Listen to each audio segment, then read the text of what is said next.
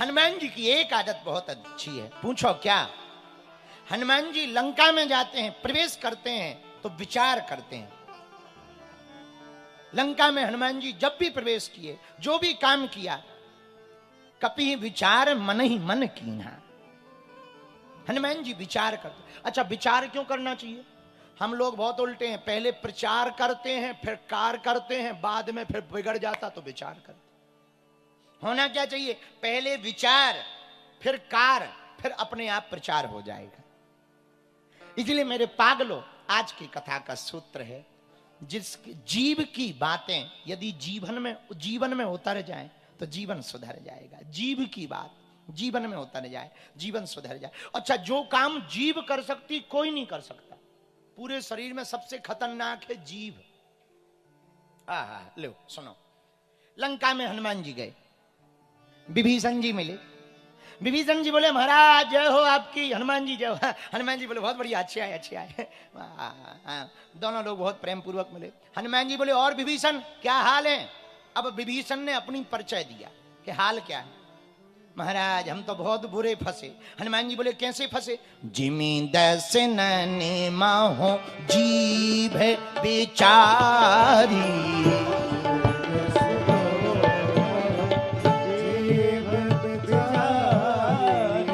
Jimmy दस nano माहो जीभ बिचारी,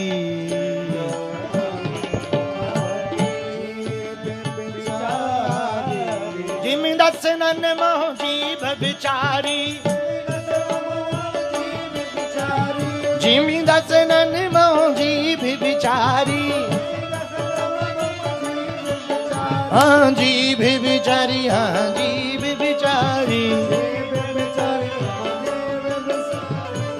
श्री राम जय राम जय जय राम।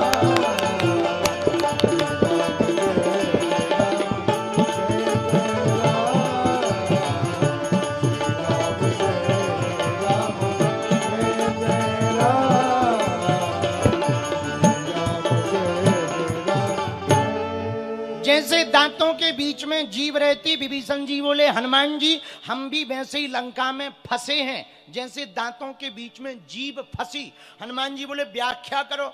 अब विभीषण जी व्याख्या कर रहे, बोले महाराज जीभ की तो बुरी दुर्दशा है। हनुमान जी बोले क्या दुर्दशा है? बोले जीव चाहे जितना भला कर ले दांतों का, दांतों को जब मौका मिलता है कतर देते। बोले मतलब? जैसे खाना खाओ और खाना खाते समय खाने का दाना दांतों में फंस जाए तो जीभ तब तक शांत नहीं बैठती है जब तक दाना निकाल ना दे, जाती ही रहती है। और कितना बड़ी बात चल रही हो गहरी, वो होता ही जाती है, वहीं जाती है। जीभ की आदत हमारे अति प्रिय और सिनेमा जगत में बहुप्रसिद्ध हास्य सम्राट कहा जाए तो अतिशयोक्ति नहीं, हमारे श्री राजपाल यादव जी भी आज कथा में आए हुए हैं। ये अभी बागेश्वर धाम भी गए थे, हमारी माता जी से मिले थे, बड़े उपद्रव करके आए हैं। बहुत अच्छा, पट्टी दो, बहुत प्रसन्नता। जय हो। वहां हमारी माता जी को, वैसी माता जी कुछ दिनों से शांत वही थी, शादी की चर्चा को लेकर सोचे आग लगा के आ गए।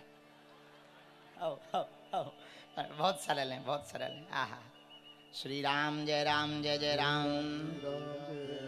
तो जो हनुमान जी बोले एक बात बताओ, जीव क्या कर सकते? जीव कैसे, तुम कैसे जीव की तरह फंसे? विभीषण जी बोले महाराज हम हैं जीव, राक्षस हैं दांत।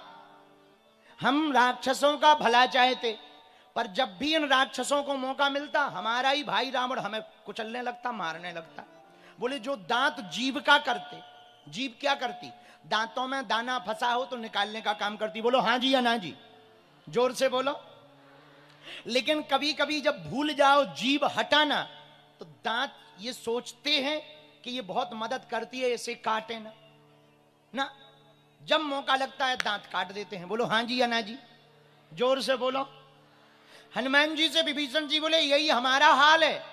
हनुमान जी बोले देखो विभीषण, जो जीभ बिगाड़ सकती कोई नहीं बिगाड़ सकता। बोले क्यों? बोले दांतों की तो ऐसी दुर्दशा होगी, किसी मोटे तगड़े आदमी को ये जीभ यदि गाली दे दे तो 3200 नहीं बचेंगे। आओ, किसी मोटे तगड़े को गाली दे दे और जीभ अपने आप पे आ जाए कि हमें इन्हें फिकवाना है। और यही जीभ है जो डॉक्टर के पास जब दांत दर्द करता है तो जीभ ही बताती है ये कौने वाला है। तो डॉक्टर क्या करता? संसी लेके फेंक देता, और यदि वो सब पे धर देवे कि ये सब हैं,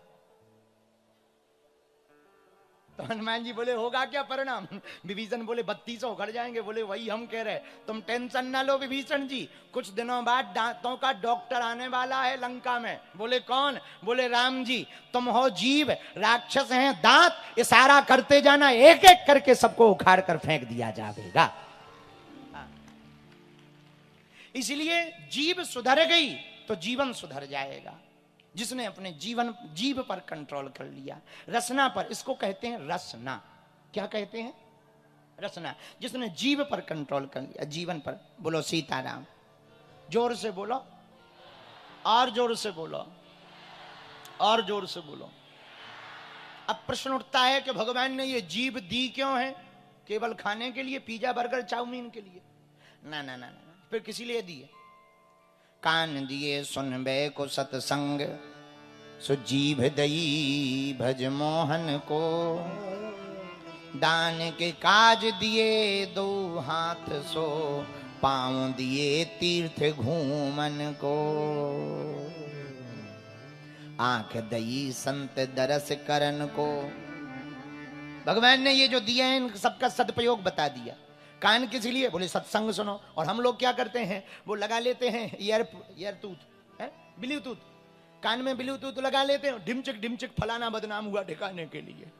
अरे ठटरी के बरे, इसलिए कान मिले हैं तुम्हें नक्कटा। कान किस लिए मिले? कान दिए सुनबे को सत्संग, सत्संग सुनने के लिए दिया है?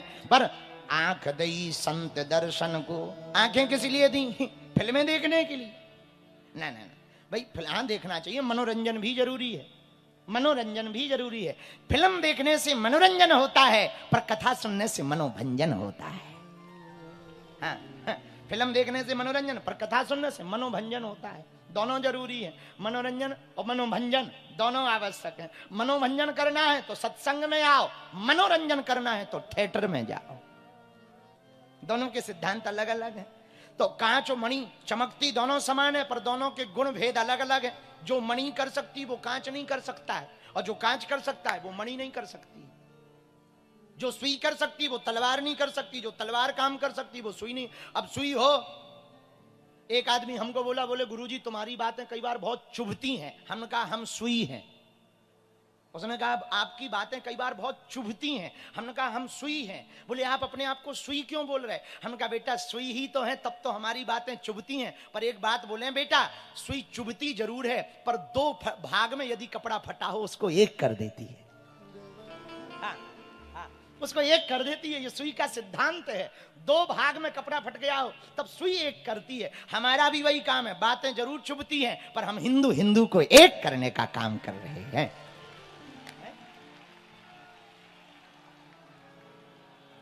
इसलिए मेरे पागलों, आहा, इसलिए मेरे प्रियजनों, हम आपसे प्रार्थना करना चाह रहे हैं। ये जीव को रसना कहा जाता। क्या कहा जाता? तो जीव दी क्यों? कान दिए सुनबे को सत्संग, कानों से सत्संग सुनो, पर जिभा गाली बकने को थोड़ी दी। बोले किस लिए जीव दी है? श्वास श्वास हरि सुमरन करो, वृथा श्वास मत खोए, ना जाने इस श्वास का आवन हो। हर श्वास में भगवान का सुमरन करो। सांसों का कोई ठिकाना नहीं मेरे पागलों। ये बार बार जीवन मिलता नहीं। देखो, बार बार मरना नहीं है, एक बार बचना नहीं।